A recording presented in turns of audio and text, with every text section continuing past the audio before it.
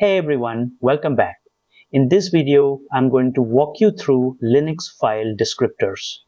Most engineers get this wrong because when your production server suddenly stops accepting new connections and throws a too many open files error, it is almost always because you ran out of these hidden fundamental resources. Let us break down how this works under the hood and how to manage it in real production environments. These are the topics we are going to cover in this video. Specifically, that includes the kernel reality, process limits, socket usage, production failure modes, system tuning, and active monitoring. Watch the full video without skipping any content to understand it better. Before we get into the topic, a small request to you. I have already uploaded many technical videos on different technologies and tools. We share more knowledgeable content every day.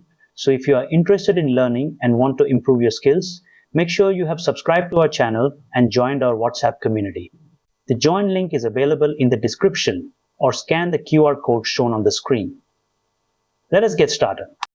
So what happens when you run out of file descriptors exactly? When a process hits its limit, the kernel refuses to allocate a new descriptor. This means your application cannot open new configuration files, cannot accept incoming HTTP connections, and cannot write to log files. It effectively paralyzes your service.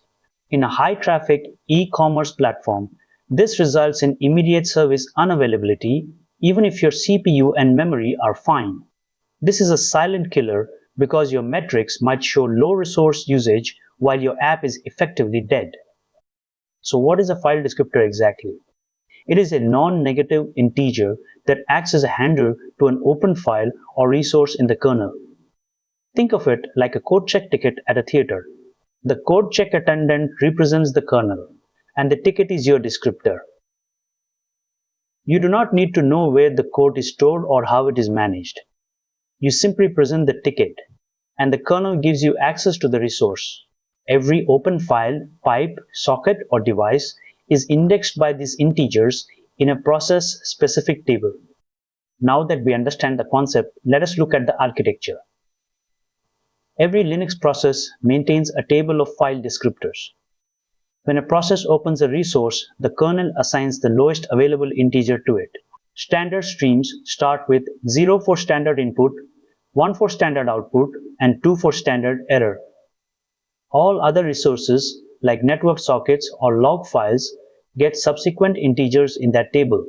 The process only sees the integer, but the kernel manages the complex mapping to the actual file or socket structure in memory. Let us put this into practice. You can check the current limits for your shell session using the ulimit command. Running ulimit-n shows the current soft limit. The -h flag displays the hard limit, while -s shows the soft limit. The soft limit is what the kernel enforces by default, while the hard limit is the maximum ceiling you can reach without root access. Here is what you should see. The first number is the soft limit, which is typically 1024.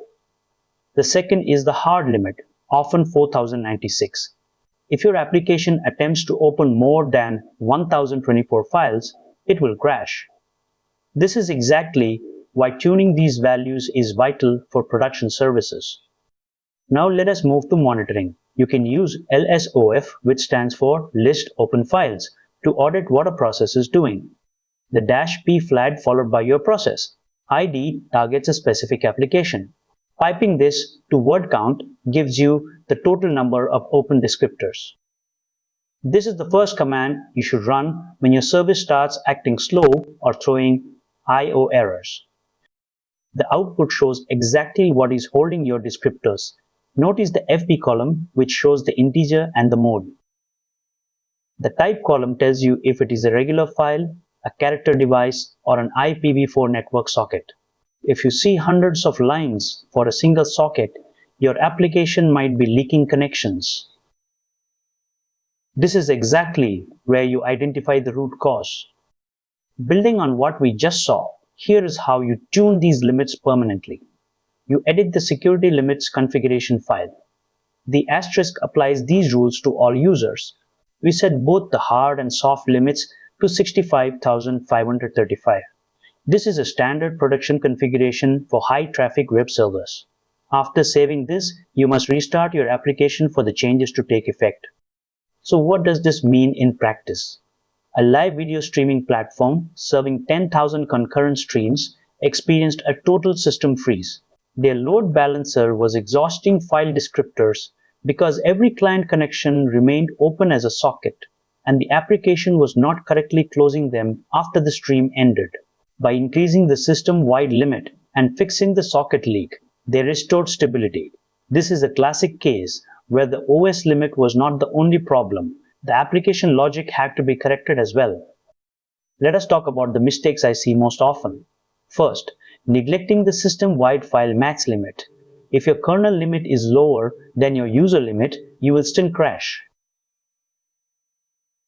Second, assuming defaults are sufficient for microservices. Modern microservices handle thousands of connections and need higher limits than a desktop system. Third, forgetting to restart the service.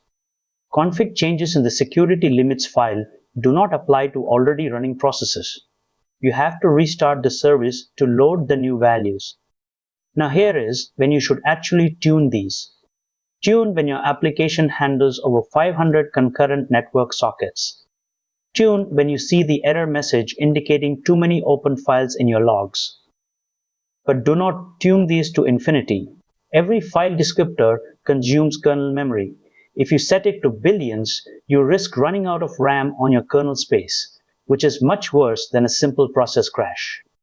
You now have a solid understanding of Linux resource management. Remember that file descriptors are integer handles for kernel resources. Use the lsof tool to audit your process descriptor usage when things go wrong. Keep in mind that the soft limit is your working limit, while the hard limit is the maximum ceiling. Always check both your user-specific limits and the system-wide kernel limits. Finally, remember that production applications often require much higher limits than the default settings provided by Linux distributions. Use these tools to keep your services stable and performant. I believe this video will definitely be a useful video. If you liked the video, please do like and hype the video. Also share it with your friends and groups. It may be useful to somebody else. If you have any doubts or any requests, please let me know in the comments. Make sure you have subscribed to stay updated for our regular videos. Join our WhatsApp community using the link in the description because we share more knowledgeable content every day. Thank you for watching. See you soon in the next video.